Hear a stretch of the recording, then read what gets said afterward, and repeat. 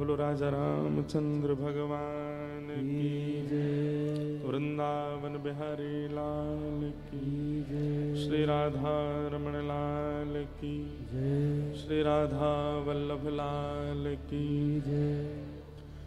श्री पंडरीनाथ भगवान की जय। श्री रुक्मणी मैया की जय। देवादिदेव महादेव शंकर भगवान की जय। महालक्ष्मी मैया की जय। सब संतन की जय। सब भक्तन की जय। सब विप्रन की जय। समस्त ब्रजवासिन की जय। जय श्री राम। अनंत बलवंत श्री हनुमान जी महाराज की जय। परम मंगल में परात्पर अखिलेश्वर अकारण करुणा वरुणालय भक्तवांशा कल्पतरु तड़ित्व निंदित पीतांबरधारी श्री पंडरीनाथ विठ्ठल भगवान की परम कृपा से हम आप सब लोग महाराष्ट्र की पावन भूमि और महालक्ष्मी की पावन भूमि श्री कोल्हापुर में 4 दिवस का श्री भक्त चरित्र श्रवण कर रहे थे, जिसका आज विश्राम दिवस है। कब से प्रतीक्षा कोल्हापुर के लोग सब कर रहे थे। हमारे सब समिति के जो सब आयोजक हैं, बीच में पंढरपुर में कथा हुई तब भी सब लोग मिलने आए। एयरपोर्ट से ही हमको गौशाला ले गए थे, तब से ही सब लोगों के मन में उत्साह कि कब भक्त चरित्र कथा के लिए गिरधर लाल जी आएंगे। आ भी गए, हो भी गई, अब विश्राम भी हो रहा है। पता नहीं चलता है सुख के समय का कितनी जल्दी प्रस्थान हो जाता है। और पावन अनुभव ये कि आज इतने शुभ मुहूर्त पर कथा का विश्राम, श्री हनुमान जन्मोत्सव। ठाकुर जी इसलिए कूद पड़े कि भैया अब कथा पूरी है रही है, हमारा मन कैसे लगेगा, आप क्यों जा रहे हो। हमारे लाल जी, हमने कहा ना कि कभी भी किसी वैष्णव को नकारात्मक नहीं सोचना चाहिए। हमारे गिरधर लाल जी कितनी बार लुढ़क जाते हैं और उस समय कोई संकेत ही होता है ठाकुर जी का कि भाई ऐसा, और उसमें संकेत प्रेम का ही होता है। सबसे पहली बात तो अगर भागवत की कथा होती है तो भागवत कथा तो आप लोग सुनते हो, लेकिन भक्त चरित्र तो ठाकुर जी सुनते हैं। भक्तों की कथा तो ठाकुर जी सुनते हैं। यहां पर जिन जिन भक्तों का स्मरण किया जा रहा था, आप थोड़ी सुन रहे थे, आपके चित्त में श्री पंडरीनाथ बैठ करके सुन रहे थे। भक्तों के यश उनको बड़े प्रिय लगते हैं, और जब भक्त यश का विश्राम होता है तो ठाकुर जी से ज्यादा विरह वेदना किसी को नहीं होती। ऐसी वेदना की बताओ, कूद ही पड़े ऊपर थे। तो आज मंगल विश्राम, और हमको आज हम इतनी विडंबना में हैं। हमको बंबई पहुंचना है शाम को एक जरूरी कार्यक्रम में। यहां से एक ही हवाई जहाज जाता है और वो भी पूरा फुल है, उसमें जगह ही नहीं है। तो उसमें हमारी टिकट बन नहीं पाई। हमने सोची करा लेंगे, छोटा सा हवाई जहाज है।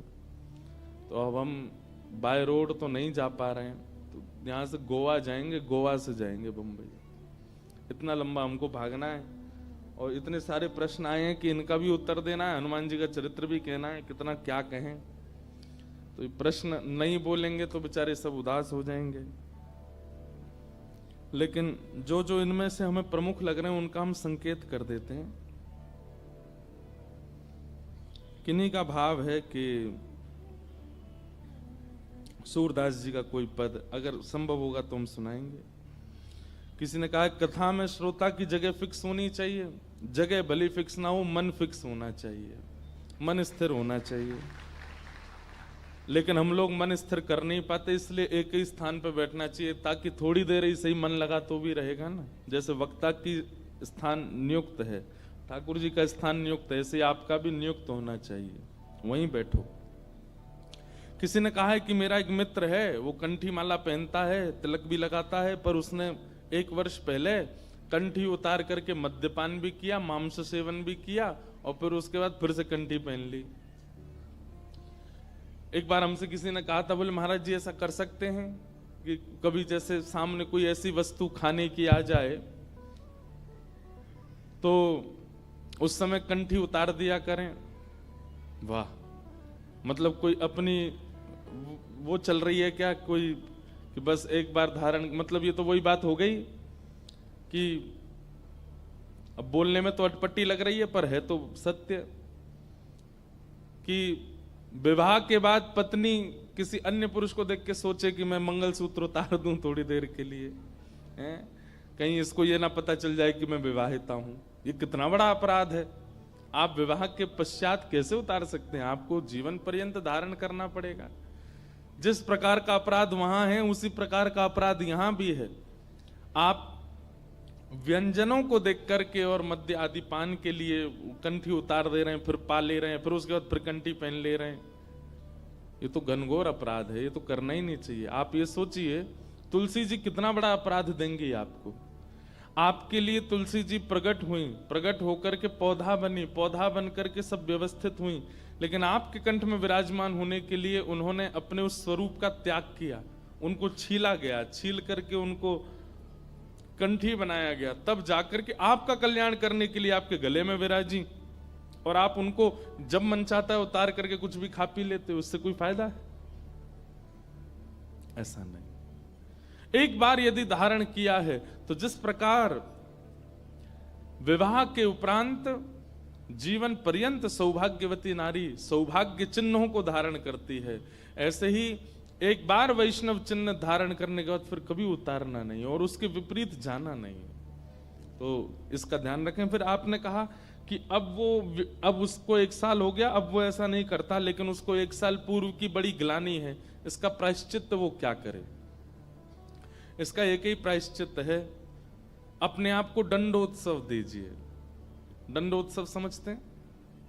सुनो, हमारे वृंदावन में एक संत हुए। वो संत रोज, आज हनुमान जी का चरित्र तो हमें लगता है कि जय सिया राम ही होगा, तो हम सुना देते हैं, फिर भी जो हो रहा है। तो वृंदावन में एक संत थे, वो रोज सोहनी सेवा करते थे, झाड़ू लगाते थे पूरे वृंदावन में। यत्र तत्र जहां उनका मन करता था उसी कॉलोनी का आज पूरी सफाई करते। सुबह 4 बजे से उनका यही भजन था, यही संध्या थी, यही नाम जप था। सोहनी लेते और लेकर के बुहारते पूरे मार्ग को, और हमारी आपकी तरह नहीं जोर जोर से, नहीं, धीमे धीमे। उनके मन में यह भाव था कि वृंदावन श्री प्रिया प्रियतम का ही स्वरूप है, इनके प्रति मैं रोष नहीं करूंगा, धीमे धीमे। और जब बुहारते थे तो अपने नेत्रों से ध्यान पूर्वक ब्रज की रज को देखते थे। कहीं कोई चिन्ह दिख जाए, कहीं किशोरी जी के चरण रज दिख जाए, कहीं ठाकुर जी के चरण दिख जाए। करते करते जब वर्षों बीत गए तो किशोरी जी के मन में भाव आया, हम नित्य रास के लिए वृंदावन में जाते हैं और पूरे वृंदावन को सुव्यवस्थित ये महात्मा करके रखते हैं, और इनकी एक ही अभिलाषा है कि हमारे चरण चिन्ह इनको दिख जाएं। एक दिन किशोरी जी ने उनको अपने चरण चिन्ह का दर्शन कराया। वो चरण चिन्ह देख करके उनके मन में विश्वास हो गया कि हे श्यामा जो चरण चिन्ह है, इसका मतलब चरण भी है, और चरण है तो मतलब आप भी हो। जब चरण चिन्ह तक ले ही आई हो तो आप अपने दर्शन भी करा दो। अब अगली उनकी स्थिति हो गई कि अब चरण चिन्ह नहीं, अब तो प्रत्यक्ष किशोरी जी को देखना है। लेकिन हमारे ब्रज की एक परंपरा है कि जब तक किशोरी जी की सखियां अनुमति नहीं देंगी ना, तब तक किशोरी जी के दर्शन नहीं हो सकते। इसलिए ललिता जी को मनाओ, विशाखा जी को मनाओ, यमुना जी को मनाओ, गोपेश्वर महादेव को मनाओ। सखियां जब रीझ जाएंगी तब किशोरी जी से मिलना होगा। वृंदावन रस अलग है। अभी हम 15 तारीख से जो कथा करने वाले हैं वो वृंदावन रस के ही ऊपर है। 15 से लेकर के 18 अप्रैल तक गांधी धाम कच्छ गुजरात में, जहां पर वृंदावन रसामृत पद लिखा गया, वहां उस कथा को आप लाइव सुनना। उसमें वृंदावन रस की ज्यादा चर्चा करेंगे। तो जब तक ललिता विशाखा आदि सखियां अनुमति नहीं देती तब तक किशोरी जी के दर्शन नहीं होते। लेकिन किशोरी जी तो चाहती हैं कि उनको दर्शन दें, तो एक दिन किशोरी जी ने रास करते करते अपना नूपुर वहीं छोड़ दिया, और नूपुर छोड़ करके किशोरी जी निकुंज में चली गई। आप सुबह सुबह जब सोहनी करने आए तो आपको वो नूपुर मिला, और नूपुर देख करके वो आनंदित हो गए। इतना सुंदर नूपुर, ऐसी सुंदर उसकी कलाकृति, इतना हल्का उसका वजन, इतना सुंदर उसका स्वरूप।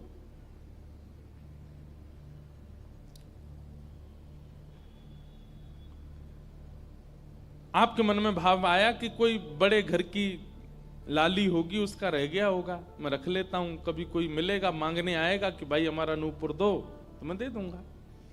आपने वो नूपुर अपने पास रख लिया। नूपुर से दर्शन किशोरी जी ने कईयों को कराए, इसलिए वृंदावन में जब चला कीजिए ना, बहुत ध्यानपूर्वक देखते हुए पृथ्वी को चला कीजिए, क्या पता क्या मिल जाए।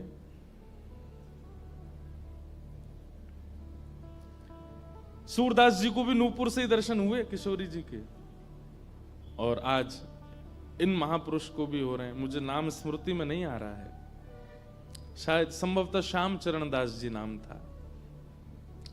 तो नूपुर को अपने पास रख लिया।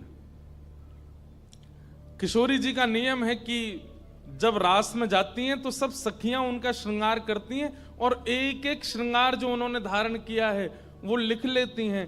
कानन में कुंडल पहने हैं, गले में ये हार पहना है, उसके ऊपर मोतिन की माला पहनी है, फिर गुंजा माला पहनी है, फिर नवलखा के हार पहने हैं, हाथन में इतने कड़ूला पहने हैं, पैरन में पाजे। क्यों? बोले रास में श्याम सुंदर आते हैं, पता ना काचोरी करके भाग जाएं। अगर एक कम रह जाए तो फिर ठाकुर जी की शामत कहाँ है, हमारी श्री जी का श्रृंगार बताओ। इसलिए सब सखियां जो हैं किशोरी जी के सिर से लेकर नख तक एक एक श्रृंगार को लिख लेती हैं पहले, रास में भेजने से पहले, और फिर रास में आने के बाद, रास से आने के बाद फिर सब सखियां एक एक श्रृंगार, एक बोलेगी हाँ भाई कानन में ये कुंडल हैं, सिर पर ऐसा सुंदर वो है, गले में ऐसी माला है, हाथन में कड़ूला, पामन में ये 2 पाजेब हैं, सब गिनती करो, और एक एक करके उतारती जाती है सखियां। आज किशोरी जी के चरणों का एक नूपुर नहीं है। शाखा आदि बोली हे श्यामाजू आपका एक नूपुर कहां गया? बोले अरे मो तो पता ना है, सके नृत्य करते करते रह गए हो वृंदावन में। ललिता विशाखा बोली स्वर्ग के इंद्र के हाथी के दांतों से बना हुआ नूपुर है वो, सामान्य नूपुर नहीं है। आपके ऊपर तो कोटि कोटि ब्रह्मांड वारी वारी जाते हैं किशोरी जी, पर वो नूपुर ठाकुर जी ने आपको भेंट किए हैं, बड़े बहुमूल्य नूपुर हैं। अब किशोरी जी बोली मोए ना पता कहां रह गए होगो कहीं पे। किशोरी जी तो मन बना चुकी है ना, दर्शन देना है उनको। तो ललिता विशाखा ने विचार किया कि हम ही जाती हैं, ढूंढ के आती हैं निकुंज में कहां है, वृंदावन में। बोले अपने रूप में तो नहीं जाएंगी, तो एक वृद्धा का रूप धारण किया, एक वृद्ध मैया का रूप धारण करके ललिता विशाखा गई और वृंदावन में ढूंढने लगी नूपुर कहां है। तभी ढूंढते ढूंढते वो महाराज जी सोहनी कर रहे थे, उनके सामने पहुंची। अरे बाबा हमारी लाली आई सवेरे सवेरे यहां पे, और बाके पाम को एक नूपुर रह गयो, तेने देखो? बाबा बोले तुम कौन हो रही? बोले हम पास के गांव की रहवारी, हमारी बहू है वो, और या की लाली है वो, जाको नूपुर रह गयो है। तो बाबा बोले मैं कैसे पहचान जाऊं कि तुम्हारी ही लाली का नूपुर है? भाई मनचले लोग हैं, बहुमूल्य वस्तु किसी पे देखते हैं तो सब अपना अपना बताते हैं। रोड में अगर 100 रुपया गिर जाए और 50 लोग वहां से निकल रहे हों, कि कोई पूछे भैया 100 रुपया किसका, सब अपनी जेब चेक करते, भले ही कुछ लेके नहीं थे, भले ही जेब में कुछ नहीं था, फिर भी देखते हैं लग तो मेरा ही रहा थे, मेरे जेब में 100 रुपए तो थे। सब अपना बताते हैं बहुमूल्य वस्तु को। तो मैं कैसे मानूं कि तुम्हारा नूपुर है? अरे बाबा हम कह रहे हैं तुम थे। बोले कहवे को अभी मैंने तो नूपुर, मैं तो असमंजस में पड़ जाऊंगा कि मैंने गलत आदमी दे दियो।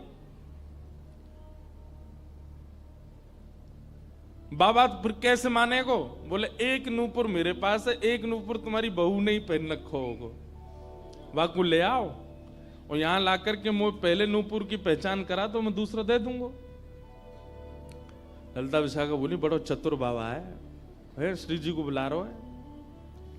अरे बाबा तो शर्म ना आवे, ऐसी घर की बहू बेटी ने हम तेरे पास लेके आवेंगे। बाबा बोले तो फिर चले जाओ, तुम पे भैया खूब धन धान्य, दूसरों ने ऊपर बनवा लियो, जो मुंह पे ही रहने दो।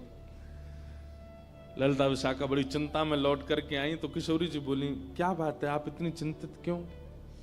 बोले एक बाबा है, बाने आपको नूपुर धल लियो, यूं कह रहा है कि पहले जिनके पास एक नूपुर है उनको लेके आओ तब दूसरा दूंगो। तो श्री जी बोली इसमें क्या देर है, फिर ले चलो, चलते हैं ना।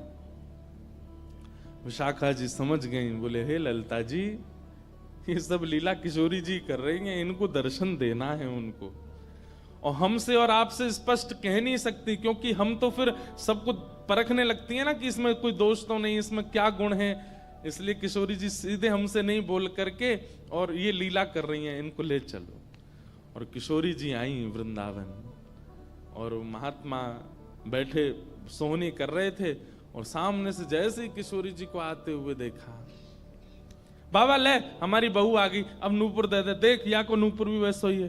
बाबा बोले मेरी आंख की कमजोर है, ने दूर से दिखना रही, पास लाके हाथ से स्पर्श कराओ। ललिता विशाखा बोली बाबा तो शर्म ना आ रही अपनी बहू को स्पर्श करा में? तो बोले चरण स्पर्श करावे में कहा देर, ले आओ। किशोरी जी समीप गई, जैसी चरण स्पर्श किए अपने हाथों से नूपुर पहना करके लिपट गए चरणों से। हे किशोरी जी, हे श्यामाजू, अब कृपा करो, मैं जानूं ना तो ये दोनों कोई बूढ़ी मैया हैं और ना आप इनकी बहू हो, आप साक्षात किशोरी और ये ललिता विशाखा हैं, अब मुंह पे कृपा करो। तो किशोरी जी ने उसी नूपुर से उन महात्मा के सिर पर एक चिन्ह बना दिया, अपने नूपुर का ही चिन्ह बना दिया, और कहा बाबा अब जीवन भर ये छाप आपके मस्तक पर ही रहेगी, मेरे नूपुर की छाप। उन महात्मा के मस्तिष्क पर जैसे हमारे तिलक दिखता है, ऐसे प्रत्यक्ष नूपुर की छाप प्रत्यक्ष सबको दिखने लगी। अब ये तो थी उनके ऊपर कृपा, लेकिन इससे क्या हुआ कि वे महात्मा लौट करके जब अपने आश्रम आए तो उनके गुरुजी ने जब उनके माथे पर देखा तो वो बोले ए तुमने अपने गुरु के द्वारा दिया हुआ चिन्ह बदल दिया, हमने जो तुमको तिलक दिया तुम वो क्यों नहीं लगाते, ये क्या लगाए घूम रहे हो? तो हाथ जोड़ के निवेदन किया गुरुजी ये कोई तिलक नहीं है, ये कोई चिन्ह नहीं है, ये तो मेरी किशोरी जी ने कृपा करके अपने नूपुर का चिन्ह मुझे दे दिया है। तो गुरुदेव बोले हाँ तू बहुत बड़ा भक्त है ना, किशोरी जी आकर के तुझको चिन्ह देंगी। कोई माने नहीं, सब बोले जाओ इसको मिटा के आओ, और जो मैंने तुमको चिन्ह दिया है वो लगाओ। अब पहले तो उनके हाथ कांपे कि मैं इसको कैसे मिटाऊं, लेकिन गुरु आज्ञा से ऊपर कोई नहीं। देखो ये गुरु निष्ठा होती है, किशोरी जी ने भले ही चिन्ह दिया लेकिन गुरु आज्ञा है तो ठीक है। गए यमुना जल से सुबह से शाम हो गई मिटाते मिटाते, लेकिन वो चिन्ह मिटा नहीं उनसे।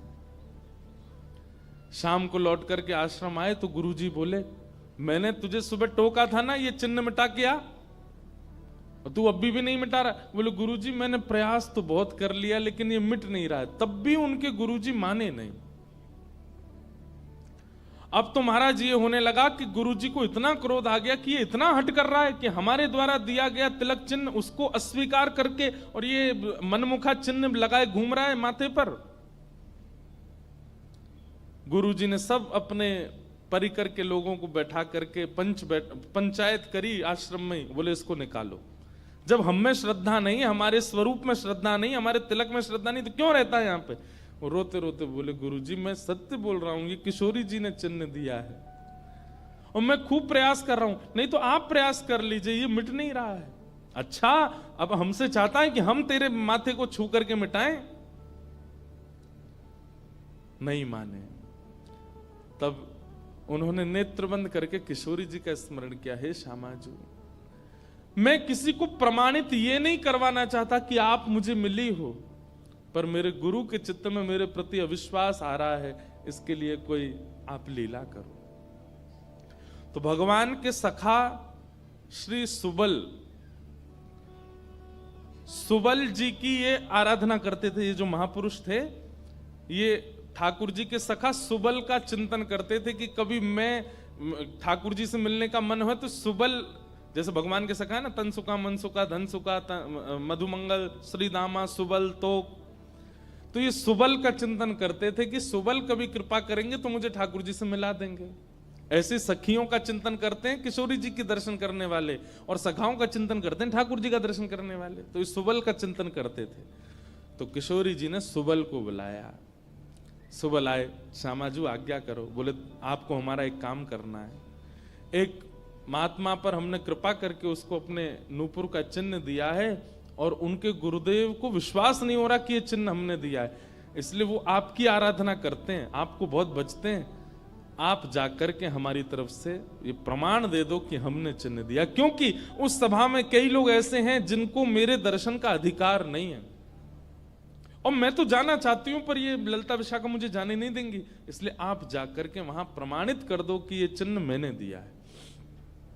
तब भगवान के सखा सुबल साक्षात उस आश्रम में प्रकट हो गए, और प्रकट होकर के जैसे देखा दिव्य देह, दिव्य तनु, दिव्य तेज निकल रहा है, सबने प्रणाम किया। बोले कि ये आपका परिचय? बोले मैं भगवान का सखा सुबल हूं। देख करके सबने बोले आप कैसे आए? बोले हे गुरुदेव, आप अपने शिष्य पर इतने रोष कर रहे हो, ये चिन्ह ये किशोरी जी ने ही इनके माथे पर पधराया है, आप इनके ऊपर नाराज मत हो।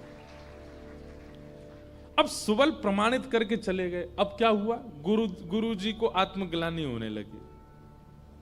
बोले मैं गुरु हूं और मेरे चेला को ठाकुर जी मिल गए, श्री जी मिल गई, और मुझे विश्वास नहीं हुआ।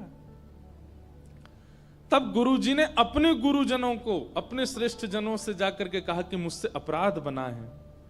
ठीक है, गुरु शिष्य के ऊपर क्रोध कर सकता है, उसका कोई दंड नहीं होता, पर किशोरी जी के द्वारा कृपा की गई, मैंने उस पर प्रश्न चिन्ह उठा दिया, इसका तो मुझे दंड मिलना चाहिए। तब सब रसिक जनों ने विचार किया, बोले इसका क्या दंड दें? तो बोले आप एक काम कीजिए, दंडोत्सव कीजिए। दंडोत्सव। बोले दंडोत्सव में क्या करना है? बोले आज तक जितनी तुम्हारे पास जमा पूंजी है, सब संतों की, भक्तों की सेवा में लगा करके और आनंद से सुंदर भंडारा करो, सुंदर नाम संकीर्तन करो, सुंदर अपने घर पर एक उत्सव रखो, और उसमें जितने महापुरुष आए सबको दंडवत प्रणाम करते करते सबसे क्षमा मांगो।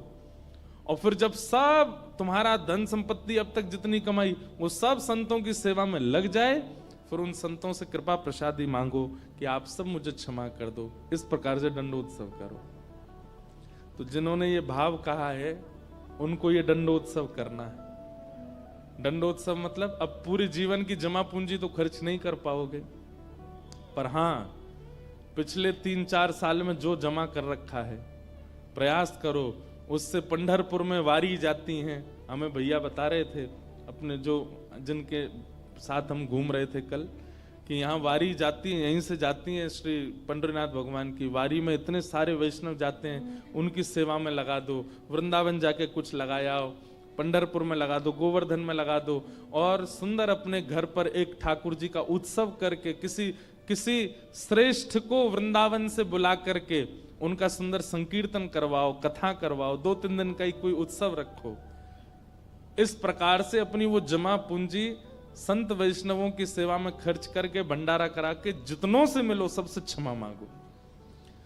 वारी निकलती है आषाढ़ी एकादशी पर, इतने सारे वैष्णव जाते हैं पंढरपुर दर्शन करने, मार्ग पे खड़े होकर सबको शरबत पिलाओ, और जो जो शरबत पिए उससे क्षमा मांगो, मुझे क्षमा कर दो, मुझसे अपराध बना है, मैंने कंठी पहनने के बाद भी मांस का सेवन किया, मैंने मद्य का सेवन किया, मैंने ऐसा किया, ये क्षमा मांगो। असंख्य भक्त एक साथ जब आपको क्षमा करेंगे तब आपका ये अपराध पूर्ण होगा। इसी को कहते हैं दंडोत्सव। तो फिर कथा पूरी करें, वो महाराज जी को सब लोगों ने कहा तुम दंडोत्सव करो, तो उन्होंने कहा ठीक है, मैं अगले 7 दिन के लिए दंडोत्सव करूंगा। ब्रज में जितने भी संत आवेंगे, ब्रज की सीमा पर खड़े होकर के सबको माला पहना करके सबको सत्कार के साथ लाया जाए। आश्रम में उनकी रहने की सुंदर व्यवस्था, प्रसाद की व्यवस्था, और नाम संकीर्तन अखंड चले 24 घंटा 7 दिन तक, और खूब भंडारा चले, और जितने महापुरुष आए सबसे क्षमा मांगनी। तो जब ये दंडोत्सव का बात हुई तो गुरु जी ने दंडोत्सव लिया, और चेला बेचारे जिनको किशोरी जी ने चिन्ह दिया था वो मन में सोचने लगे ये क्या हो रहा है, मेरे कारण मेरे गुरुजी को दंडोत्सव करना पड़ रहा है। तो उन्होंने अपने गुरुदेव के सामने प्रणाम करते हुए अपनी झोली फैला के कहा, गुरुजी मुझे एक भिक्षा दे दो। तो क्या चाहिए? बोले जो दंडोत्सव आप करना चाह रहे हैं वो मुझे करने दीजिए, आप विराजिए, आपकी जगह मैं करूंगा, मैं शिष्य हूं आपका। तो बोले नहीं नहीं, अपराध हमने किया तो तुम क्यों करोगे? बोले गुरुजी बस यही कृपा चाहिए। तब बड़े संतों ने मिलकर के सबने कहा कि भाई देखो, शिष्य कर सकता है, अगर इनकी इच्छा है तो ये करने दो। तो फिर गुरुजी का दंडोत्सव उन्होंने ही किया जिनको चिन्न किशोरी जी ने प्रदान किया था, दंडोत्सव मनाया। इस प्रकार भैया जिनसे ये अपराध बन जाता है ना, कभी कंठी माला पहनने के बाद अपराध बन जाता है, किसी वैष्णव के प्रति कुभाव बन जाता है, किसी तीर्थ में जाकर के कोई पाप बन जाता है, उनको ये सब दंडोत्सव करने चाहिए। अपनी कोई पैसा खर्च कराने के लिए नहीं कह रहे हम, लेकिन हाँ जितना हो सके वैष्णवों की सेवा करके, अब चाहे वो धन लगा के करनी पड़े, चाहे तन से करनी पड़े, चाहे मन से करनी पड़े। पर लोग बड़े कंजूस हैं आजकल। बोले कि महाराज जी आपने मन से सेवा भी तो कही है, कोल्हापुर में बैठे बैठे आंख बंद करके यही संतों की सेवा कर देंगे, इनके पाम पूछ दिए, 5,000 रुपया हमने दक्षिणा में दे दिए, ले खर्च भी नहीं हुए, मन से सेवा भी हो गई। तो इसलिए दंडोत्सव करो। फिर क्या है,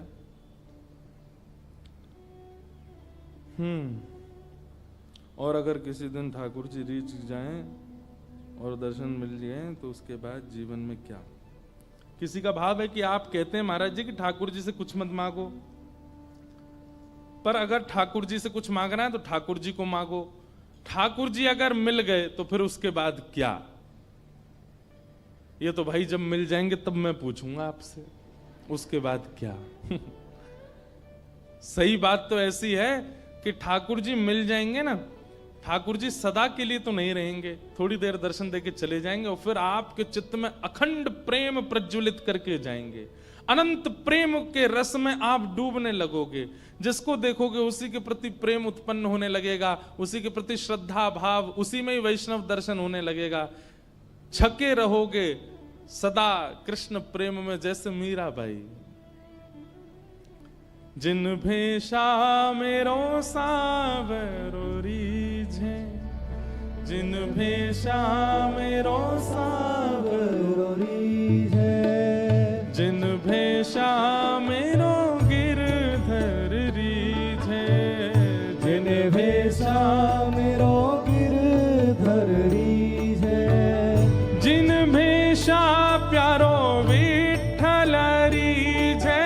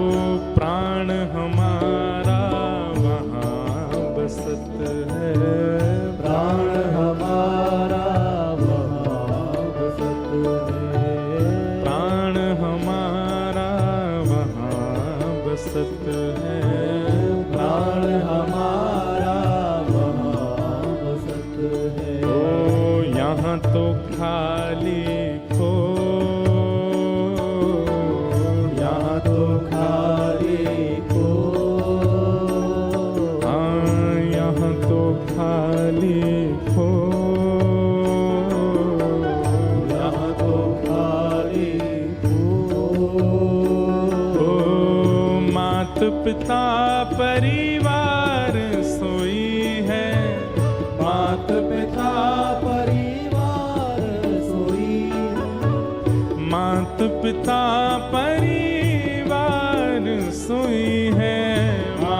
पिता परिवार सोई है। ओ कहिए तिनका तो भला कहिए तिनका तो, हाँ भला कहिए तिनका तो भला कहिए तिनका तो।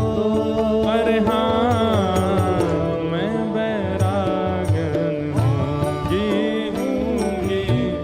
मैं बैराग हूँगी मैं बैरागन हूँगी। मैं बैराग गाओ भाव से ओ बाला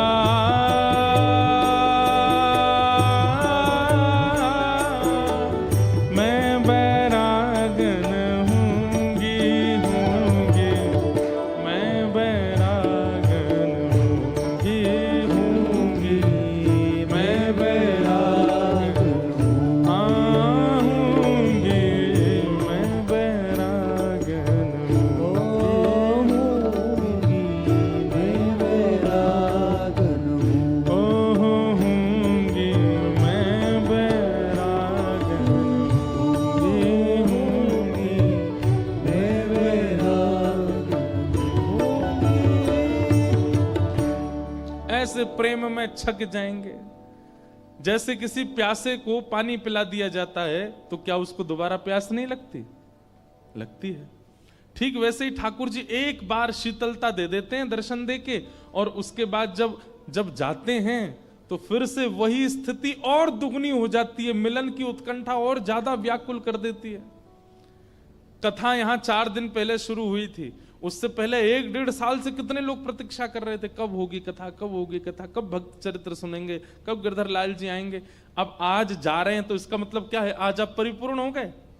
नहीं। अगर आपको पता चले 2 महीना बाद फिर कथा होने वाली है तो आप तो झूम उठोगे, नाच उठोगे। तो ठाकुर जी का मिलन परिपूर्णता नहीं कर देता। इसका मतलब यह नहीं है कि आपका अब इच्छा नहीं होगी, बल्कि पहले से और तीव्र इच्छा प्रकट हो जाएगी। ठाकुर जी मिल जाएंगे तो और रोना आएगा, क्यों कि अब जाना नहीं आप। लेकिन ठाकुर जी तो जाएंगे, और जब ठाकुर जी जाएंगे तो फिर वही विरह वेदना जो सूक्ष्म थी अब वो प्रगाढ़ हो जाएगी। अब और मिलन की इच्छा होगी और दर्शन की इच्छा होगी। श्याम घन कब बरसे गो आए, श्याम घन कब बरसे गो आए, कब यह हृदय संताप मिटेगो, कब यह हृदय संताप मिटेगो, श्याम घन कब बरसेगो आए, श्याम घन कब बरसेगो आए। हमारे नामदेव जी तुकाराम जी तो नित्य दर्शन करते थे श्री पंडरीनाथ भगवान का। क्या उनको नित्य दर्शन से इच्छा खत्म हो गई उनकी? नहीं, और प्रगाढ़ हो गई। बंधु यही तो देखो ठाकुर जी में और संसार में अंतर क्या है। संसार की वस्तु जितनी मिलेगी उतनी उसके प्रति आपकी इच्छा कम होती चली जाएगी, और ठाकुर जी जितने मिलेंगे उतनी ज्यादा और प्रगाढ़ होती चली जाएगी, उतनी ज्यादा और व्याकुल होते चले जाओगे। पानी की प्रत्येक घूंट प्यास को कम करती है, पर ठाकुर जी का प्रेम का प्रत्येक घूंट प्रत्येक बिंदु प्रेम को और बढ़ाता है, प्रेम को और इसीलिए 10 प्रकार के नाम अपराध हैं। वैष्णवों के 10 अपराध बताए गए हैं। उसमें एक अपराध पता है क्या है? आज जितने प्रिय ठाकुर जी लगते हैं, कल यदि उतने उससे ज्यादा प्रिय नहीं लग रहे हैं तो ये अपराध है। आप कोई अपराध कर रहे हो। विट्ठल कल कितने अच्छे लगते थे, आज भी उतने ही लग रहे हैं तो ये भी अपराध है। अरे कल से ज्यादा अच्छे लगने चाहिए आज, और आज जितने अच्छे लगे कल उससे भी ज्यादा लगने चाहिए। और अगर प्रतिदिन ठाकुर जी उतने ज्यादा अच्छे नहीं लग रहे हैं, एक से ही लग रहे हैं, तो आप कहीं तो अपराध कर रहे हो, आपसे कोई तो अपराध हो रहा है। अरे कहां तक कहें, हमारे ब्रज में तो कहते हैं लाला हम जितनी बार पलक झपक के दोबारा खोले ना तो पलक झपकवे थे पहले जैसे है वासे और ज्यादा प्यारे पलक झपकवे के बाद दिखने लगो। मतलब जितनी बार पलक झपकी जाती है उतना उतना प्रेम बढ़ता रहता है। प्रेम कोई हंसी मजाक है, प्रेम कोई ऐसे ही गली मोहल्ला का कोई लैला मजनू का खेल थोड़ा ही है। प्रेम अद्भुत है। हम लोग अभी उस प्रेम की अवस्था में गए ही नहीं है। इसलिए जिनका ये प्रश्न है, समझ में आ गई हो बात तो समझ जाना। फिर किसी का तो बहुत ही बड़ा पत्र है, किन्हीं माता जी ने दिया है। अब उन्होंने क्या लिखा है वो तो मैं पढ़ नहीं पाया हूं, उनको प्रणाम है। तो उन्होंने ऐसा लिखा है कि उनकी लाली कोई आई है, वो चित्र बना के लाई है तो ले लेना। मैंने कहा ठीक है। फिर किन्हीं का भाव है कि जय श्री कृष्ण दंडवत प्रणाम महाराज जी, आत्मा की उत्पत्ति का कारण क्या है। लो अब ये खीर में नमक आ गई है और प्रेम रस चर्चा के बीच में अब बिल्कुल गुड़ बिल्कुल वह जो है। अब देखो, लेकिन फिर भी हम इसको खीर में ही गुड़ की तरह बोल देते हैं। आत्मा की उत्पत्ति का कारण क्या है। फिर आपने बहुत सारी बातें लिखी हैं। हमारी आत्मा इस जन्म मृत्यु के चक्कर में फंस जाती है या निकल जाती है और फिर हम हमारे श्री जी ठाकुर जी के पास आत्मा स्वरूप में ही रहते हैं, सेवा करते हैं। परंतु जो इस जन्म मृत्यु के चक्कर में अज्ञान की वजह से फंस जाता है, इसके लिए तो ये बहुत दुख का कारण है। तो फिर परमात्मा ने ठाकुर जी ने आत्मा की उत्पत्ति क्यों की, आत्मा की उत्पत्ति का कारण क्या है।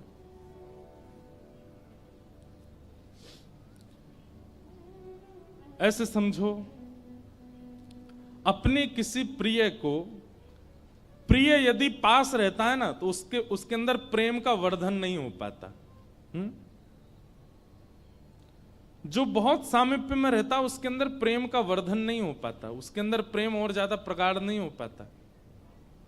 आपको रसगुल्ला बहुत अच्छा लगता है, क्यों? क्योंकि आप कभी कभी खाते हो, पर जो हलवाई रसगुल्ला बनाता है ना उसकी इच्छा नहीं होती। क्यों? वो 24 घंटा रसगुल्ला के पास ही रहता है, गुलाब जामुन के पास ही रहता है। आप कभी हलवाई को भोजन करते हुए देखो, आप खाओगे तो एक एक सब्जी का स्वाद लोगे, पर हलवाई जब भोजन करता है ना तो वो ऐसे ही खा लेता है। एक ही सब्जी में दाल भी डाल देगा, वो भी डाल देगा, ऐसे ही थोड़ा पा लेगा। क्यों? वो इतना सामीप्य में चला जाता है कि उसको ज्यादा रस आस्वादन की इच्छा नहीं होती। मछली पानी में रहती है, उसको पानी नित्य प्राप्त होता है। हमारी आपकी तरह प्यास लगने पर वेदना जैसी होती है, वो वेदना का उसको अनुभव नहीं हो पाता। इसीलिए ठाकुर जी क्या करते हैं, कुछ दिन के लिए हम आप सब लोगों को इस संसार के भौतिकवाद में भेज देते हैं, ताकि संसार के क्रियाकलापों में रह करके, संसार की माया में रह करके कभी हमारा विरह, हमारा प्रेम प्रकट हो और व्याकुलता, प्रतिकूलता में जो व्याकुलता हो, उस व्याकुलता से प्रेम और निखर जाए और एक दिन ठाकुर जी की प्राप्ति के लिए हम लोग व्याकुल होने लग जाएं। इसलिए ठाकुर जी ने हमको खुद से भिन्न करके पृथ्वी पर भेजा। और टास्क क्या है? वो टास्क यही है कि संसार में रहते हुए अपने आप को मुक्त करो यहां से, जबकि ये संसार हमेशा खींचने वाला है, यहां पर मुक्ति का कोई साधन नहीं है। लेकिन बंधुओं, श्री हनुमान जी महाराज आज जिनका जन्मोत्सव है, उन्होंने मुक्ति को स्वीकार नहीं किया। यत्र यत्र रघुनाथ कीर्तनम तत्र तत्र कृतमस्तकांजलिम बाष्पवारी परिपूर्ण लोचनम मारुतिम नमत राक्षसांतकम। हनुमान जी इस पृथ्वी पर आए और ठाकुर श्री राम जी के प्रति उन्होंने खूब प्रेम प्रकट किया, लेकिन जब मुक्ति की बात आई तो हनुमान जी बोले मुक्ति प्राप्त करके वैकुंठ मिलेगा, क्या वैकुंठ में आपकी कथा मिलेगी? ठाकुर जी बोले नहीं, कथा तो नहीं होती वहां पे।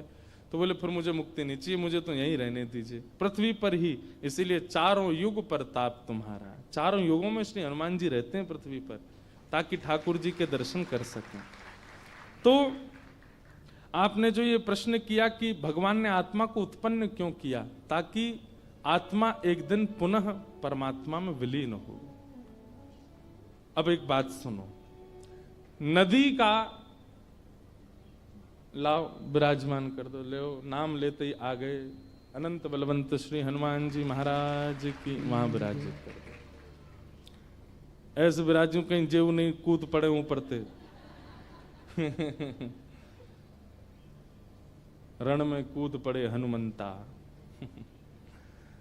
वैसे हमारी पूरी कथा हनुमान जी सुनते हैं, दिखाएं? ये हमारे हनुमान जी महाराज हैं, पूरी कथा सुनते हैं।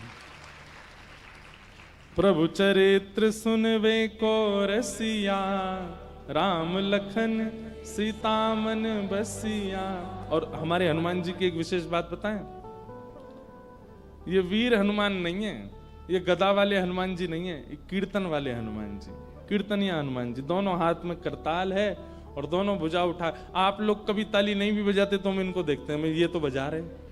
हम कोई भी कीर्तन गाते हैं, हमारे हनुमान जी की दोनों भुजा ऊपर रहती है। पूरी कथा, पहली कथा से हमारी पूरी कथा सुन रहे हैं। और ये एक महापुरुष के द्वारा प्रदत्त हनुमान जी हैं, हम इन्हीं को ही कथा सुनाते हैं। ऐसे हनुमान जी महाराज।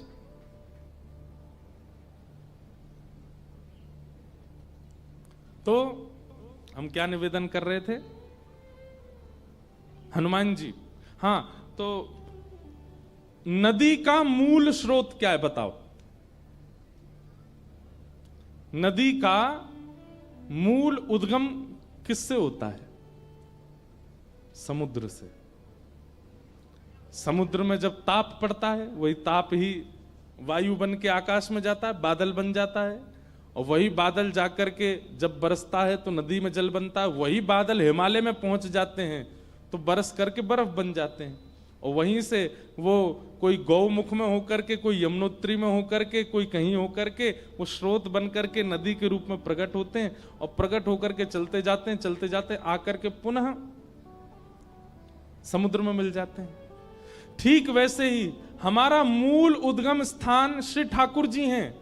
पर ठाकुर जी ने हमको स्वयं से विलग करके इस संसार रूपी पर्वत पर भेजा, जहां खूब प्रकार की रुकावटें आते हैं, खूब प्रकार के मोड़ आते हैं, खूब प्रकार की सक्रिय स्थान आते हैं। और इन सब से लड़ते झगड़ते और सब जगह से कूदते फांदते उछलते हुए हम लोग कहां जाते हैं? पुनः उन्हीं में ही मिलने के लिए जाते हैं, उन्हीं से ही मिलन के लिए हम लोग जाते हैं। तो आत्मा का प्रादुर्भाव परमात्मा में मिलने के लिए ही हुआ है। और एक बात बताएं आपको, किसी ने अगला प्रश्न किया, उसका उत्तर मैं यहीं दे दे रहा हूं। उसने कहा कि महाराज जी 4 दिन से कथा सुन के यूं लग रहा है भगवान की पूजा करें कि भक्तों की पूजा करें। भक्तों की बात सुनकर के लग रहा है कि भगवान से अच्छे तो भक्त हैं। हम आपको निवेदन कर दें, समुद्र का जल खारा होता है।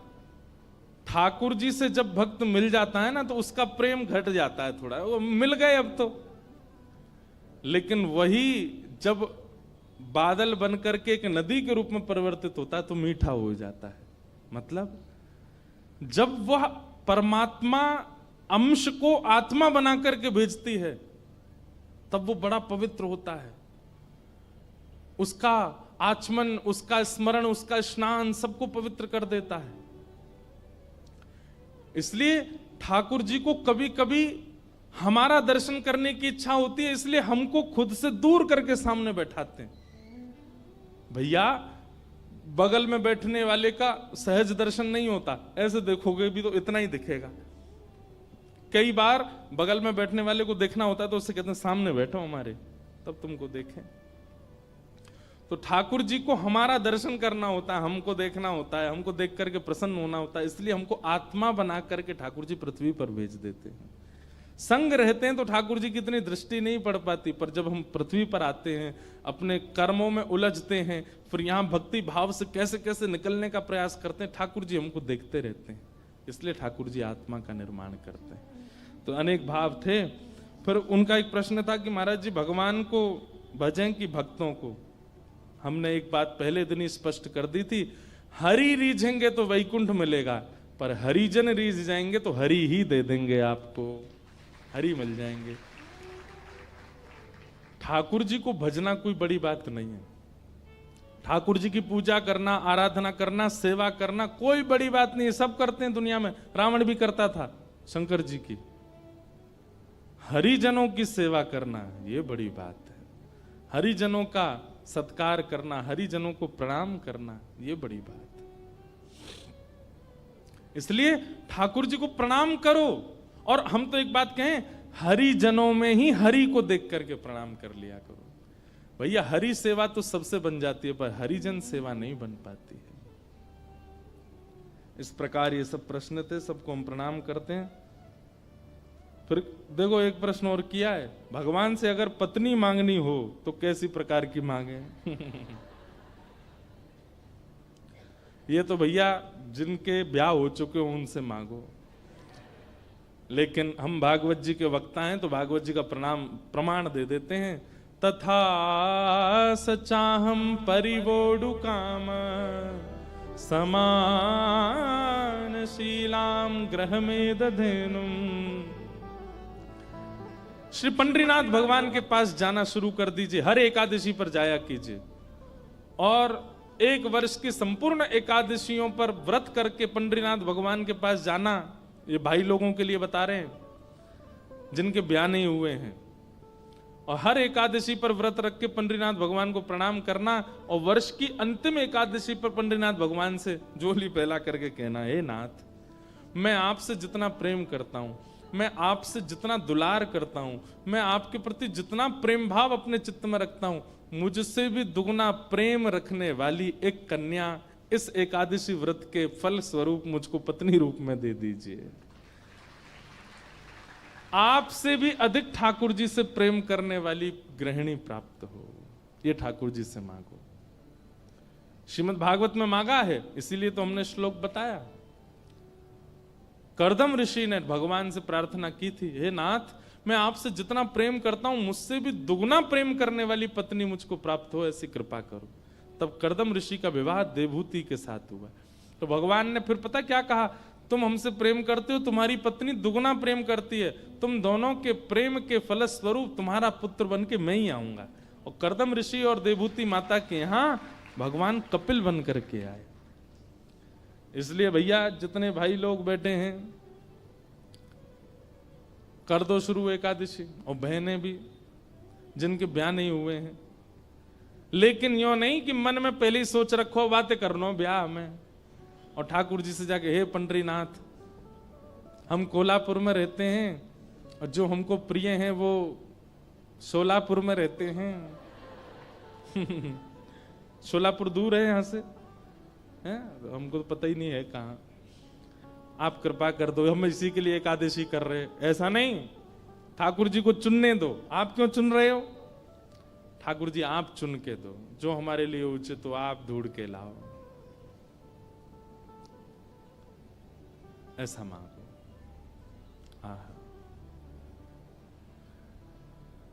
तो इस प्रकार ये सब प्रश्न थे, सबको हम प्रणाम करते हैं।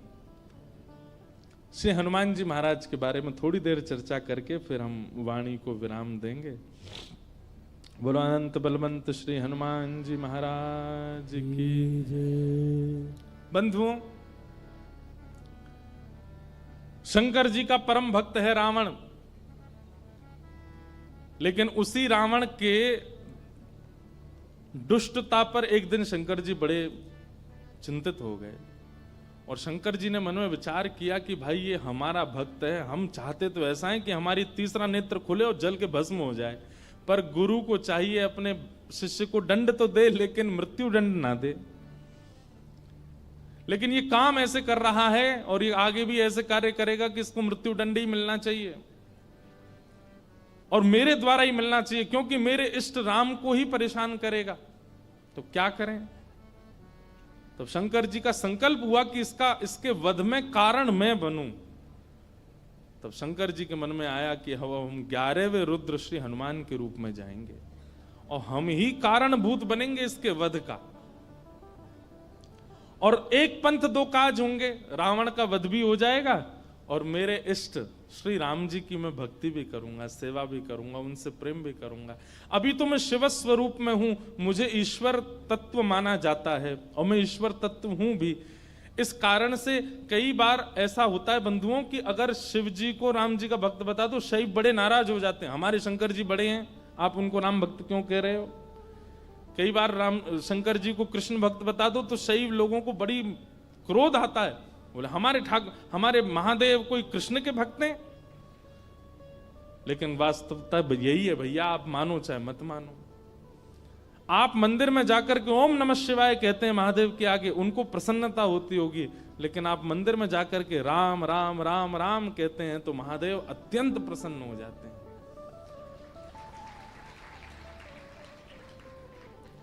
सहस्त्र नाम तत्तुल्यम राम नाम वरानने। हजारों बार कोई राम नाम कहता है तब राम नाम को सुनने के लिए महादेव स्वयं प्रकट हो जाते हैं। कृष्ण नाम सुनकर के स्वयं प्रकट हो जाते हैं महादेव। तो महादेव ने विचार किया कि मेरे इष्ट की सेवा भी हो जाए और ये दुष्ट रावण का वध भी कारण मैं बनूं। तब महादेव ने विचार किया और ऋषियों से कहा कि भाई ऐसा हमारा मन का विचार है कि हमारा ही तत्व जावे पृथ्वी पर और राम जी की सहायता करे रावण वध में, और राम जी की सेवा आराधना भी कर ले। तब ऋषियों ने कहा महाराज इस धराधाम पर पृथ्वी पर आपके तेज को धारण करने की सामर्थ्य किसी स्त्री में नहीं है, कौन धारण करेगा। तब ब्रह्म लोक की एक अप्सरा थी, उनका नाम था कुंजस्थला। उन्होंने एक ऋषि का उपहास किया, बहुत ध्यान से सुनिएगा, और उस उपहास के कारण ऋषि ने उनको शाप दे दिया कि तुम बानरी हो जाओ। इतनी जोर से हंस रही हो संतों के ऊपर। एक बात बता दें आपको, जो संत ऋषि महंत भक्त वक्ता वैष्णवों के ऊपर या उनकी भक्ति के ऊपर हंसी करते हैं, उनको ही बानर बनना पड़ता है अगले जन्म में। इसलिए कभी किसी भक्त की हंसी मत करना। तो कुंजस्थला को शाप दे दिया, बोले जाओ तुम बानरी बन जाओ। लेकिन क्रोधापि देवेन वरेण तुल्यम, बड़े लोगों का क्रोध वरदान के समान होता है। वो क्रोध में श्राप तो होता है पर उसमें वरदान भी होता है।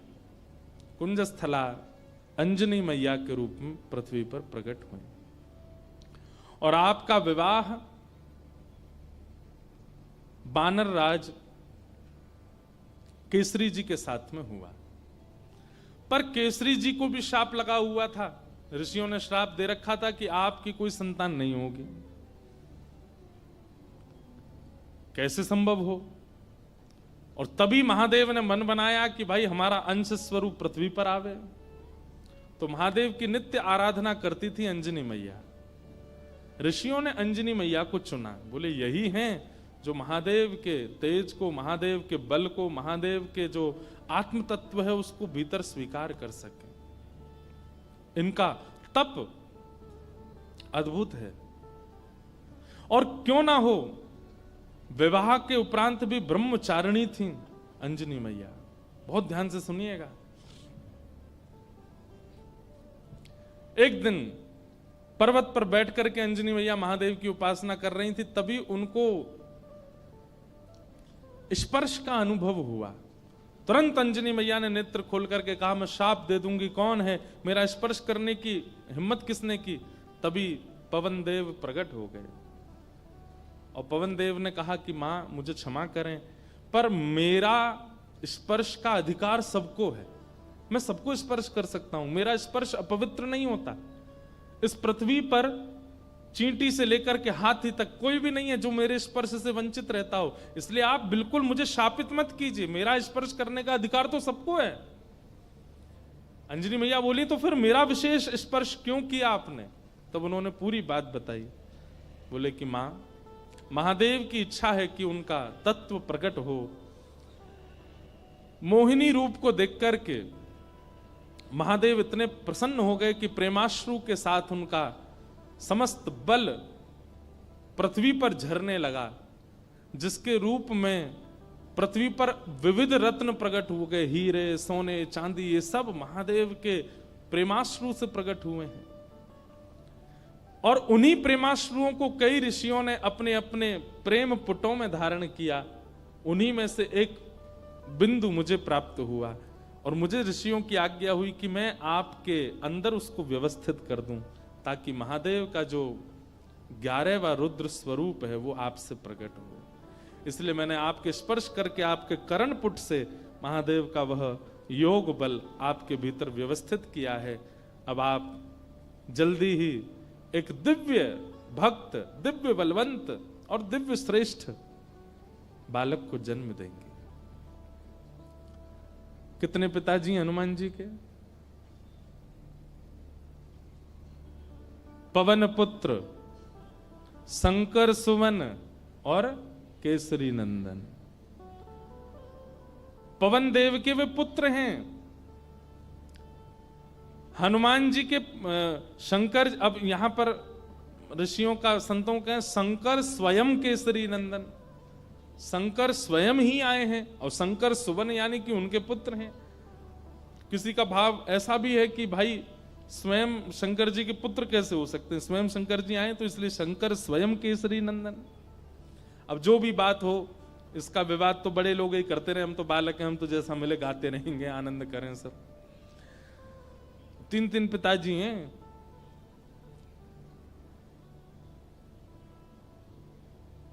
इस प्रकार आज ही के दिन अंजनी मैया ने, अंजनी मैया के दिव्य कोख से दिव्य तेज प्रकट हुआ और पृथ्वी पर प्रकट हुए इस पृथ्वी के रक्षक, भक्तों के रक्षक, दानवों का दलन करने वाले प्रभु श्री राम के अनन्य भक्त पवन पुत्र श्री हनुमान जी महाराज की जय हो, जय हो, जय हो। श्री हनुमान जी का प्रादुर्भाव हुआ, तीनों लोकों में डुमडुमियां बजने लगी, देवता सब आनंदित हो गए, सब सुरक्षित अनुभव करने लगे। क्यों? बोले अब हमारी रक्षा करने वाले आ गए। श्री हनुमान जी महाराज का प्रादुर्भाव हुआ।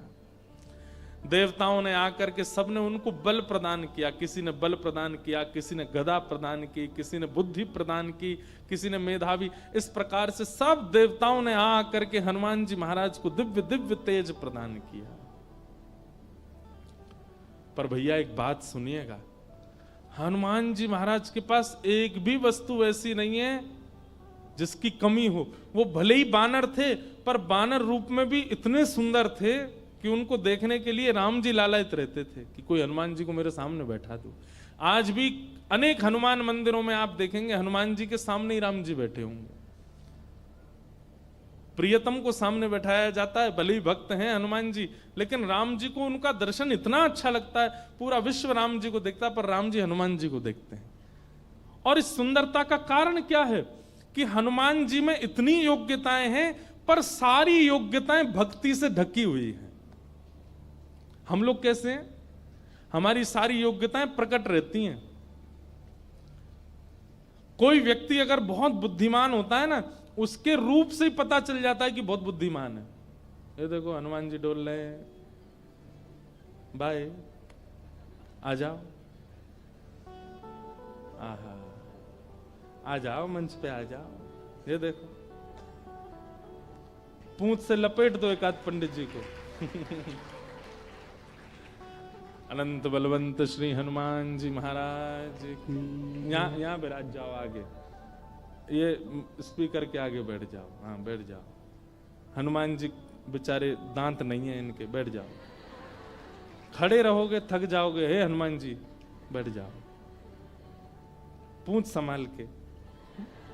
गदा नीचे धर दो, गदा नीचे रख दो, थक जाओगे। बस ऐसी कथा सुनते रहो।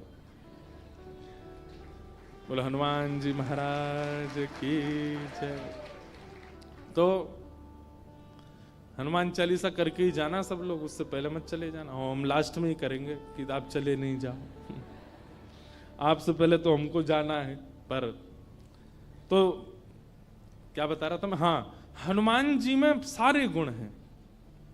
अष्ट सिद्ध नवनिधि के दाता, असवर दीन जानकी माता।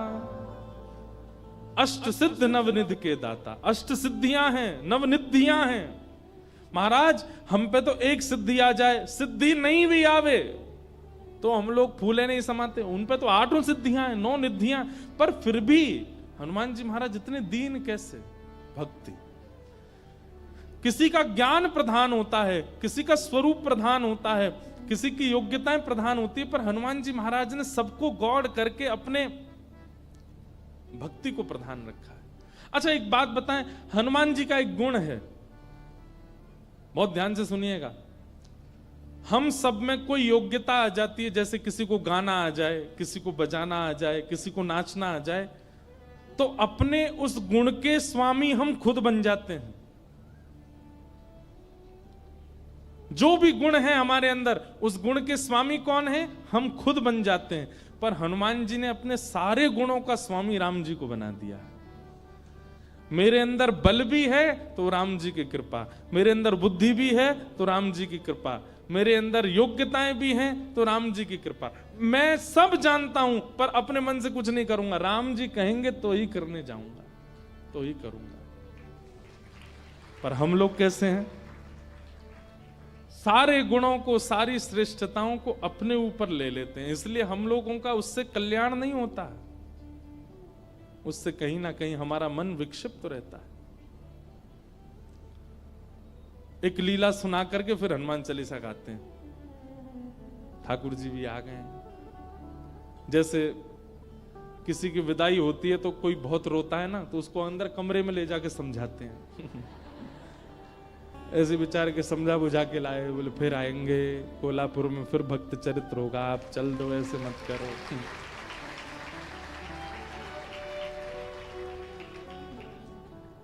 विरह बहुत ज्यादा है भैया, ने ऐसे लिटा के बैठे हो, इन्हें बोल दो कहीं फिर से कूद पड़े ऊपर से। तो एक लीला सुनिए, सब लोग इधर देखो, उसके बाद हम कथा विश्राम करेंगे। हनुमान जी लौट रहे थे लंका से, पुष्पक विमान में राम जी के साथ बैठे थे। तो राम जी जगह जगह दिखाते जा रहे थे जानकी जी को, पता है आपको यहाँ पे हमने ऐसा किया था, यहाँ पे हमारी बली को हमने, बाली को हमने बाण मारा था, इधर बैठ करके हम सब बानरों के साथ में हमने मीटिंग करी थी, यहाँ पर ये हुआ था। सारे स्थान दिखाते हुए जा रहे थे राम जी। तभी एक स्थान आया, उसको देख करके हनुमान जी के नेत्र सजल हो गए। राम जी बोले, हनुमान जी आप क्यों रो रहे हैं? हनुमान जी बोले, अब जो नीचे स्थान है ना, ये मेरी जन्मभूमि है, यहाँ मेरा जन्म हुआ है, और मैं अपनी मैया अंजनी मैया से बहुत वर्षों से मिला नहीं हूं। मुझे सीता जी में ही अपनी माँ दिखती हैं, पर क्योंकि जन्म स्थान के ऊपर से जा रहे हैं तो मुझे याद आ गई माँ की। राम जी बोले, इसी वक्त यहीं पर ही विमान रोको, नीचे चलो, तुम अपनी माँ से। नहीं नहीं भगवान लेट हो जाएंगे। बोले नहीं, कोई देरी नहीं, हम भी मिलेंगे, हमारे हनुमान जी की माता जी का हम भी दर्शन करेंगे। हनुमान जी बोले, आप मिलेंगे मैया से? बोले हाँ मिलेंगे, चलो। और महाराज, अब कई लोग तो अलग अलग स्थान बताते हैं, पर एक प्रकार से श्री हनुमान जी महाराज महाराष्ट्र में जन्मे, नासिक के पास में श्री हनुमान जन्म स्थान है, ऐसा माना जाता है। सब लोग अलग अलग स्थान मानते हैं, पर हम नासिक में गत वर्ष 1 महीना थे, तो वहां हमको वहीं बताया गया कि यहीं पर ही श्री हनुमान जी महाराज का जन्म हुआ। दंडक वन, दंडकारन वन, और लगता भी है वहां स्थान पर, ऐसा प्रतीत भी होता है कि हनुमान जी यहीं जन्मे होंगे। तो वहां पहुंचे और सीता जी, राम जी, सब लोग गए तो देखा एक पर्वत के ऊपर नेत्र बंद करके बैठी अंजनी मैया। नेत्र खोल करके जैसे ही देखा तो सामने राम जी, जानकी जी, लक्ष्मण जी, सब बानरों की सेना और श्री हनुमान जी महाराज आ रहे हैं। अंजनी मैया के नेत्र सजल हो गए, दंडवत प्रणाम किया। बोले वाह, ऐसा पुत्र पूरे विश्व की मैयाओं को मिले जो साक्षात भगवान को लेकर के आवे। हनुमान जी को हृदय से लगा करके मैया बड़ी प्रसन्न हो गई। अरे मेरे लाल, अरे मेरे सुत, खूब पुचकारने लगी। वो प्रेम देख करके सबके नेत्र सजल हो गए। कितना प्रेम कर, हनुमान जी इतने बलवान हैं, लेकिन मैया को देख करके बालवत हो गए, छोटे से लाला बन गए। जैसे एक लाला अपनी माँ के वक्ष पर ऐसे सिर रगड़ता है और माँ के गोद में बैठ जाता है, माँ के ऊपर चढ़ जाता है, ऐसे हनुमान जी चढ़ गए अपनी मैया के ऊपर। और ये श्री अंजनी मैया एक बालवत, जैसे लाला को प्रेम करती हैं, ऐसे हनुमान जी को हृदय से लगा के खूब पुचकार रही हैं। हनुमान जी के नेत्र सजल हो गए, राम जी के नेत्र सजल हो गए देख करके अंजनी मैया के इस प्रेम को। अब मैया बोली लाला चल अब उतरो, देखो ठाकुर जी आए, कुछ सामग्री बनाऊं, कुछ पधराऊं इनको। सामग्री सिद्ध की, अंजनी मैया ने राम जी को अपने हाथ से भोजन पवाया। हनुमान जी आज इतने प्रसन्न हैं कि मेरी जन्मभूमि पर राम जी आए हैं। देखो हनुमान जी का एक गुण देखा आपने, हनुमान जी ने जिद नहीं की राम जी से कि मेरे घर चलो, राम जी खुद गए। यही होना चाहिए एक भक्त का स्वरूप, अपने गुरु से, अपने आचार्य की, उनकी इच्छा है जहां वहां चलो, अपनी इच्छा से नहीं। अंजनी मैया ने प्रसाद आदि के बाद पूछा कैसा रहा आपकी लंका में जो युद्ध, उसकी चर्चा तो बहुत सुनी, पर आप लोग खुद अपने मुख से बताइए कि वहां कैसा क्या रहा। हनुमान जी महाराज बोले मैं बताऊंगा, पूरे लंका कांड तो मैं ही सुनाऊंगा। सुंदर कांड से सुनाना शुरू किया हनुमान जी ने। बोले ऐसे ऐसे भगवान ने कहा पता करके आओ, और मैया मैं उड़ करके गया और जाकर के मैंने वहां पर फिर लंका जला दी, सीता जी से मिल के आए, फिर हम वापस आए, राम जी से आकर के हमने निवेदन किया, पूरी बानर सेना लेके फिर हमने सेतु बनाया, सेतु बना करके वहां गए, वहां पर लक्ष्मण भैया को शक्ति लग गई, तो फिर मैं हिमालय पर जाके पर्वत लेके आया, अंजनी संजीवनी बूटी दी गई, आदि आदि पूरी कथा सुनाने लगे। सब तो प्रसन्न, लेकिन अंजनी मैया बिल्कुल प्रसन्न नहीं थी। सीता जी ने कहा मां, श्री हनुमान जी के इस ऐश्वर्य को सुनकर के आपको प्रसन्नता नहीं हुई? अंजनी मैया बोली मुझे बिल्कुल प्रसन्नता नहीं है, बल्कि मुझे तो संशय हो रहा है हनुमान के ऊपर। बोले क्यों? बोले हनुमान के होते हुए भी राम जी को इतना परिश्रम क्यों करना पड़ा? ये मेरा पुत्र हनुमान है, इसकी परवरिश ऐसी हुई है, इसका लालन पालन ऐसा हुआ है कि ये अकेला चाहे तो अपने एक बाम पाद प्रहार से पूरी लंका को रसातल में भेज सकता था। इसके रहते हुए सेतु बनाना पड़ा, लक्ष्मण भैया को शक्ति लगी, वैद्य बुलाने पड़े, इतने दिन तक युद्ध होता रहा, अहि रावण की यहाँ ठाकुर जी को जाकर के रहना पड़ा, और ना जाने क्या क्या। ये सब सुनकर के मेरा मन बहुत विचलित हो रहा है। मुझे लग रहा है कि हनुमान तुम्हारे रहते हुए राम जी को इतना श्रम करना क्यों पड़ा? अरे तुम्हारे लिए तो बाएं हाथ का खेल है, तुम जाकर के पूरी लंका का नष्ट करके रावण को रसातल में फेंक करके सीता जी को कंधे पे बैठा करके ले आते तुम। इतना श्रम करने की आवश्यकता ही नहीं थी, करना क्यों पड़ा? तो ये बात सुनकर के और तो किसी के मन में नहीं, पर लक्ष्मण जी के मन में थोड़ा सा आया कि मैया को कुछ ज्यादा ही बल का ये मान है कि बहुत ज्यादा बलवान है। अरे ठीक है, हनुमान जी हो गई लीला पूरी, अब इतना क्रोध क्यों कर रही है बेचारी उन पे? अंजनी मैया समझ गई, लक्ष्मण जी अभी समझ नहीं रहे कि मैं क्या कहना चाह रही हूं। तभी अंजनी मैया एक दूर पर्वत पर गई, और वहां पर्वत पर जाकर के हनुमान जी को टकटकी लगा के देखने लगी। तो हनुमान जी को देखते देखते अंजनी मैया के चित्त में वात्सल्य उमड़ा, और वही वात्सल्य उनके पयोधर से दुग्ध बन करके बहने लगा। एक बूंद दुग्ध की पयोधर से निकल करके जैसे ही उस पर्वत खंड पर गिरी, पर्वत बीच से विदीर्ण हो गया, ज्वालामुखी प्रकट हो गई, काले काले बादल आकाश में छा गए, पृथ्वी डामाडोल हो गई। लक्ष्मण लाल जी बोले ये क्या था? तो अंजनी मैया बोली ये अंजनी के पयोधर के दुग्ध के एक बिंदु का ये असर है। जिस बिंदु को पृथ्वी और ये पर्वत नहीं सहन कर पाते, उस बिंदु, उस दुग्ध में पला बड़ा है हनुमान। उसको अपने गर्भ में धारण किया हनुमान ने। अंजनी के दूध को गर्भ में धारण करने की सामर्थ्य किसी की नहीं है। जीवन पर्यंत विवाहिता होते हुए भी, बालक होते हुए भी ब्रह्मचारिणी है अंजनी मैया। उनके दुग्ध को पिया है हनुमान ने, और उसके रहते हुए, इतना बलवंत होते हुए भी ये सब करना पड़ा।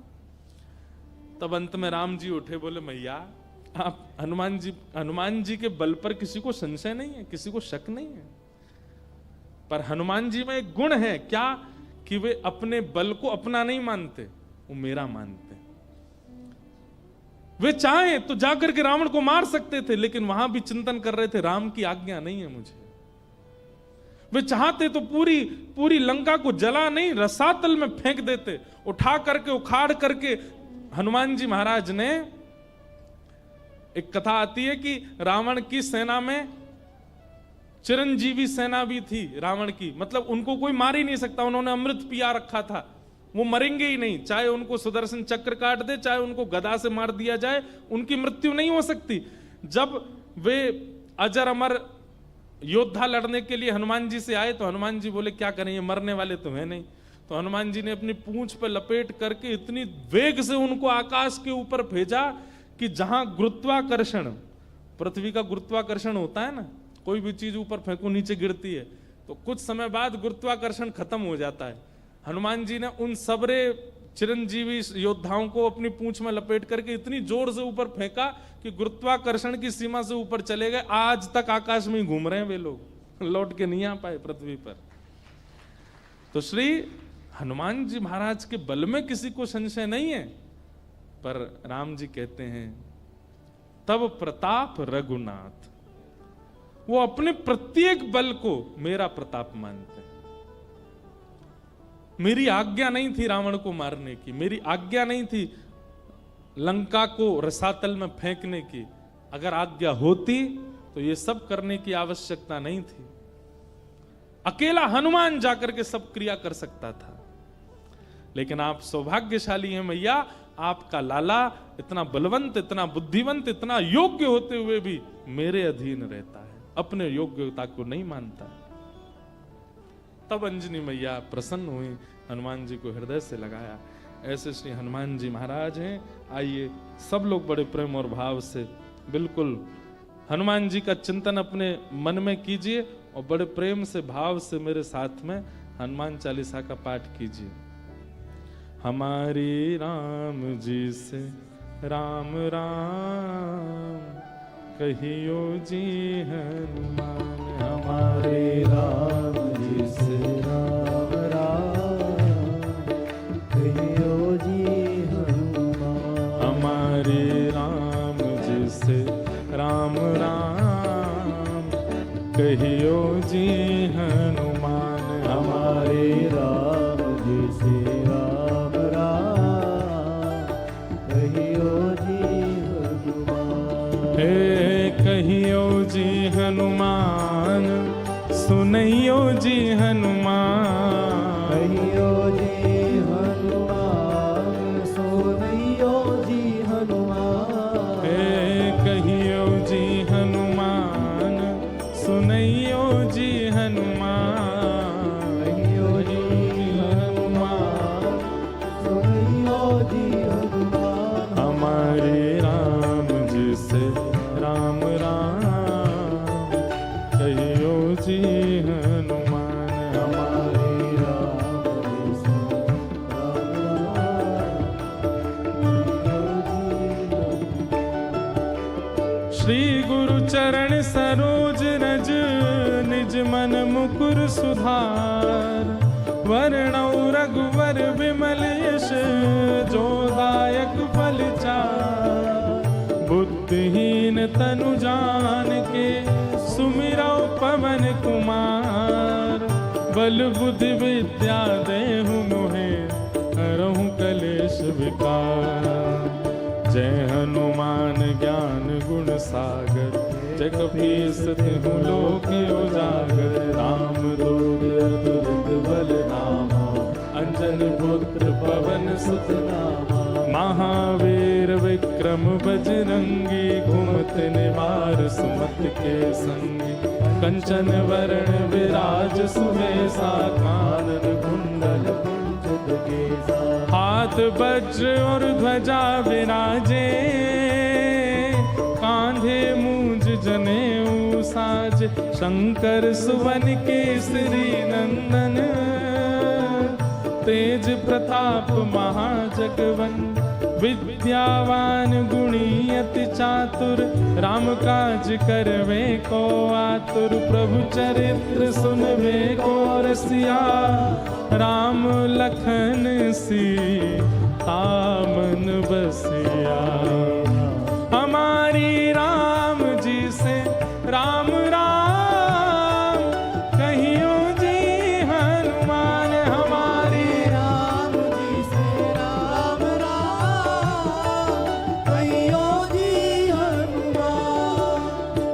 कहियो जी हनुमान सुनैयो जी हनुमान कहियो जी हनुमान सुनियो जी हनुमान कहियो जी हनुमान सुनैयो जी हनुमान कहियो जी हनुमान सुनियो जी हनुमान हमारे राम जी से राम राम कहियो जी हनुमान हमारे राम जी से राम राम कहियो जी हनुमान हे सूक्ष्म रूप धर सियहि दिखावा विकट रूप धरि लंक जरावा भीम रूप धरे असुर संहारे रामचंद्र के काज सवारे लाय सजीवन लखन जियारे श्री रघुवीर